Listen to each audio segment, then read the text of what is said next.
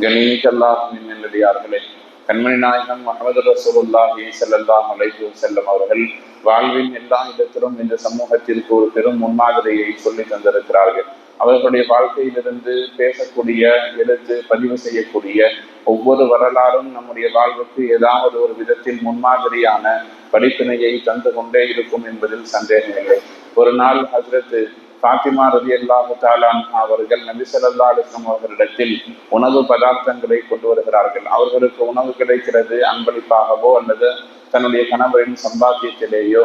ஒரு சில உணவுப் பொருட்கள் கிடைக்கிற பொழுது அதை தன்னுடைய தகப்பனார் முஹம்மது ஸல்லல்லாஹு அலைஹி வஸல்லம் அவர்களுக்கு தர வேண்டும் என்பதற்காக நபி ஸல்லல்லாஹு அலைஹி வஸல்லம் உணவுகளை கொண்டு வருகிறார்கள். நபி ஸல்லல்லாஹு அலைஹி வஸல்லம் அவர்கள் அந்த உணவுகளை பார்த்துவிட்டு அதை சாப்பிடுவதற்காக வேண்டி வாங்குவதற்கு முன்னால் ஹஜ்ரத் ஃபாத்திமா ரலியல்லாஹு தஆலா அன்ஹா சொன்னாங்க, என்னுடைய குடலில் இது மாதிரியான உணவு உள்ளே சென்று கிட்டத்தட்ட 3 நாட்கள் ஆகிவிட்டது என்று சொல்லி அந்த உணவை வாங்கி உண்டார்கள் என்று ஹதீசுகளில் நாம் பார்க்கிறோம். நபி ஸல்லல்லாஹு அலைஹி வஸல்லம் அவர்கள் 3 நாட்கள் தொடர்ந்து சாப்பிடாமலும் இருந்திருக்கிறார்கள். அவர்களுடைய வீட்டில் தொடர்ந்து 3 நாட்கள் அடுப்பு எரிந்ததாகவும் வரலாறுகளில் எந்த விதமான செய்தியும் பதிவு செய்யவில்லை. அதிகபட்சமாக ஒரு நாள் சாப்பிடுவார்கள், ஒரு நாள் நோன்பு இருப்பார்கள். ஏதாவது ஒரு சில நேரங்கள் உணவு கிடைக்கும், கிடைக்காமல் இருக்கும். தொழுகைக்கு பின்னால் வீட்டுக்கு செல்வார்கள். மனைவிமார்களிடத்தில் கேட்பார்கள், உணவு ஏதாவது இருக்கிறதா? இருந்தால் சாப்பிடுவார்கள், இல்லாவிட்டால் காலை நேரத்திலிருந்து எதுவும் சாப்பிடாமல் இருந்தால் நான் நோன்பு வைத்துக் கொள்கிறேன் என்று சொல்லி நபி ஸல்லல்லாஹு அலைஹி வஸல்லம் அவர்கள் நோன்பு வைத்துக் கொள்வார்கள். பெரும்பாலும் நபி ஸல்லல்லாஹு அலைஹி வஸல்லம் பசியாக இருந்ததாகவும் ஒரு நாள் 2 நாள் சாப்பிடாமல் இருந்ததாகவும் நிறைய ஹதீசுகள் பதிவு செய்யப்பட்டிருக்கிறது. இந்த நேரத்தில் நாம் யோசிக்க வேண்டிய செய்தி, ரசூலுல்லாஹ் பசியோடு இருந்த அதே காலகட்டத்தில் தான் அவர்களை சுற்றி இருந்த நிறைய சஹாபாக்கள் செல்வத்தோடும் செல்வாக்கோடும் இருந்தார்கள். ஆனால் நாம் யோசிக்க வேண்டிய செய்தி என்ன? தன்னுடைய சொந்த தேவைக்காக வேண்டி நபி ஸல்லல்லாஹு அலைஹி வஸல்லம் தன்னுடைய சமூகத்தை, தம்முடைய சுற்றுப்புறத்தை, தான் சார்ந்திருப்பவர்களை ஒருபோதும் பயன்படுத்தி கொள்ளவில்லை. ரசூலுல்லாஹ் தன்னுடைய தேவைக்காக தனக்கு வீடு பெருசாக இருக்கணும், வாசல் பெரிதாக இருக்கணும், விதவிதமான உணவு இருக்கணும், தன்னுடைய குடும்பம் நல்லா இருக்கணும்னு சொல்லி சஹாபாக்களுடைய செல்வத்தை ஒருபோதும் நபி ஸல்லல்லாஹு அலைஹி வஸல்லம் அவர்கள் பயன்படுத்தி கொண்டதாக ஹதீசுகளில் எந்த செய்தியும் இல்லை. யாராவது நபி ஸல்லல்லாஹு அலைஹி வஸல்லம் கேட்டு வந்தால் அவர்களுக்கு ரசூலுல்லாஹ் கொடுப்பார்கள். அல்லது தன்னிடத்தில் இல்லைன்னு சொன்னால், நான் சொன்னதாக நீ அவரிடத்தில் போய் கேள், அவர் உனக்கு உதவி செய்வார். இவரிடத்தில் போய் கேளுங்கள், அவர் உங்களுக்கு உதவி செய்வார். அல்லது மஜ்லிஸ்ல சஹாபாக்கள் நிறைய இருந்தால், இது மாதிரி தேவையுள்ள ஒரு மனிதர் வந்திருக்கிறார், யாராவது உதவி செய்யுங்கன்னு சொல்லுவாங்க. ஏதாவது ஒரு சஹாபி அவரை வைத்துக் கொண்டு போய் உணவு கொடுப்பார். அல்லது தன்னிடத்தில் இருக்கக்கூடிய பொருளாதாரத்தை ஏதாவது ஒரு சஹாபி கொடுப்பார்களே தவிர நபி ஸல்லல்லாஹு அலைஹி வஸல்லம் அவர்கள் தன்னுடைய தேவைக்காக சஹாபாக்களிடத்தில் ஒருபோதும் கையேந்தியதாக வரலாறுகளில் எந்த செய்தியும் பதிவு செய்யவில்லை. ரசூலுல்லாஹ் அது மாதிரியான முன்மாதிரியைத்தான் சஹாபாக்களுக்கும் போதித்திருக்கிறார்கள்.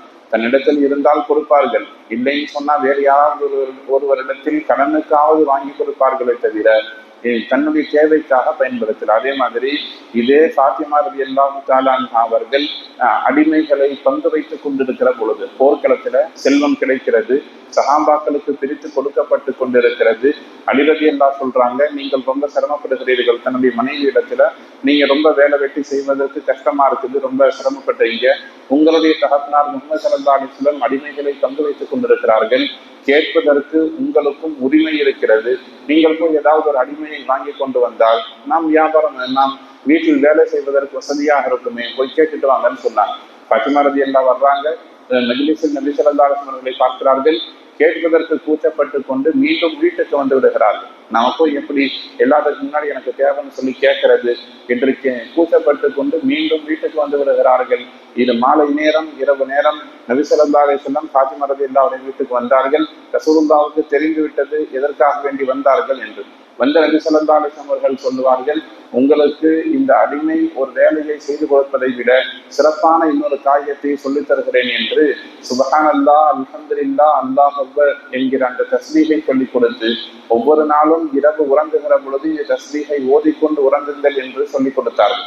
என்னுடைய மகளுக்கு ஏதாவது ஒரு தேவை என்று நபி ஸல்லல்லாஹு அலைஹி வஸல்லம் சொன்னால் உதவி செய்வதற்கு சஹாபாக்கள் தயாராகத்தான் இருந்தார்கள்.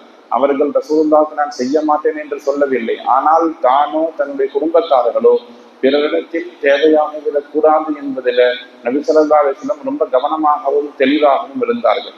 இன்னொரு ஒரு முறையை நபி ஸல்லல்லாஹு அலைஹி வஸல்லம் அவர்கள் இன்னொரு சிறப்பை சஹாபாக்களுக்கு சொல்லி தந்திருந்தார்கள். அதாவது தன்னிடத்தில் ஏதாவது குறை நிறைகள் இருந்தால் சஹாபாக்கள் சுட்டிக்காட்டக்கூடிய அளவில் சஹாபிகளை தயார் செய்திருந்தார்கள். நாமும் நம்மை சுற்றி நிறைய நபர்களை வைத்திருக்கிறோம். சொந்த பந்தம் என்றும் பழக்க வழக்கம் என்றும் நிறைய நபர்களை வைத்திருக்கிறோம். ஆனால் யாரை நாம் சுற்றுப்புறத்தார்களாக தேர்வு செய்கிறோம்னு சொன்னா, நம்மிடத்தில் குறைபாடுகள் இருந்தாலும் அதை வெளிக்காட்டாமல் நம்மை பாராட்டக்கூடிய மக்களைத்தான் நாம் எல்லா நேரத்திலேயும் வைத்திருப்போம். நம்மள்கிட்ட யாராவது குற்றங்குறைகளை சுட்டி காட்டிக்கிட்டே இருந்தாங்கன்னு சொன்னா, அவர்களோடு நாம் பழக்க வழக்கம் வைத்துக் கொள்ளுவதை பெரும்பாலும் தவிர்த்து கொள்ளுகிறோம்.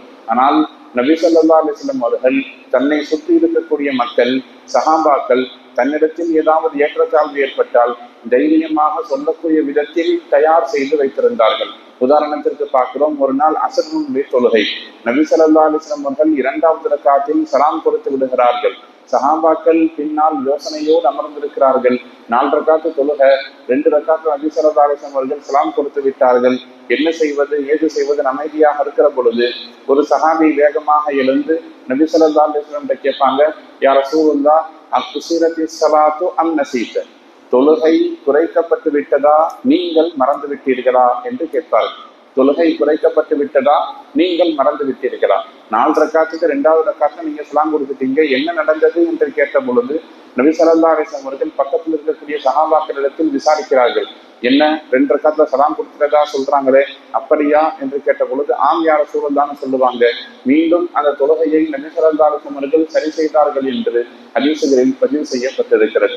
நாமும் நம்முடைய சுற்றுப்புறத்தை தேர்வு செய்கிறோம்.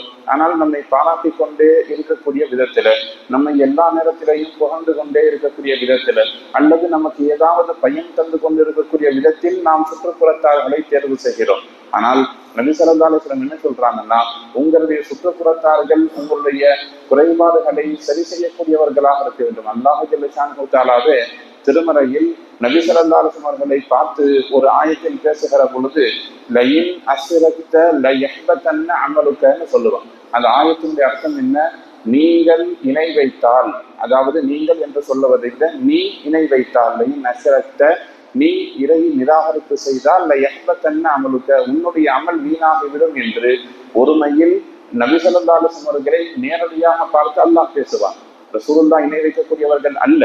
குஃப்ரை விட்டும் நபி ஸல்லல்லாஹு அலைஹி வஸல்லம் அவர்கள் பரிசுத்தமாக்கப்பட்டவர்கள். இருந்தாலும் கூட அல்லாஹ் ஜல்ல ஷானஹு தஆலா பேச வேண்டிய இடங்களில் நேரடியாகவே ஒரு சில விஷயங்களை நாயகத்தின் மூலம் இந்த சமூகத்திற்கு சொல்லித் தருகிறான். எனவே நாம் நம்முடைய சுற்றுப்புறத்தார்களை தேர்வு செய்கிற பொழுது அவர்கள் நமக்கு நல்ல விதத்தில் பயன் தரக்கூடியவர்களாக நாம் தேர்ந்தெடுக்க வேண்டும். அதே நேரத்தில் நம்முடைய சொந்த விருப்புக்காகவும் வெறுப்புக்காகவும் சமூகத்தையும் பொது விஷயங்களையும் நாம் ஒருபோதும் நம்முடைய சொந்த விஷயத்திற்காக பயன்படுத்திவிடக் கூடாது என்பதில் கவனமாக இருக்க வேண்டும்.